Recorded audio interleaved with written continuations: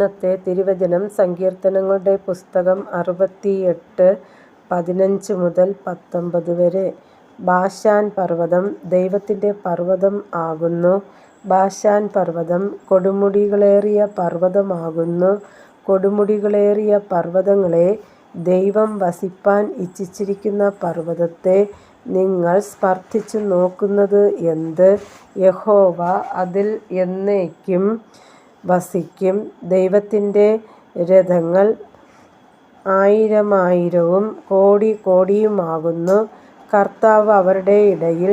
സീനായിൽ വിശുദ്ധ മന്ദിരത്തിൽ തന്നെ നീ ഉയരത്തിലേക്ക് കയറി ബദ്ധന്മാരെ പിടിച്ചു കൊണ്ടുപോയി.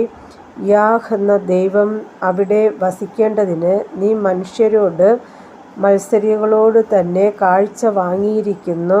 നമ്മുടെ രാജാവാകുന്ന ദൈവമായി നാൾ തോറും നമ്മുടെ ഭാരങ്ങളെ ചുമക്കുന്ന കർത്താവ് വാഴ്ത്തപ്പെടുമാറാകട്ടെ. കർത്താവായ യേശുവേ, അങ്ങയുടെ നാമം വാഴ്ത്തപ്പെടുമാറാകട്ടെ.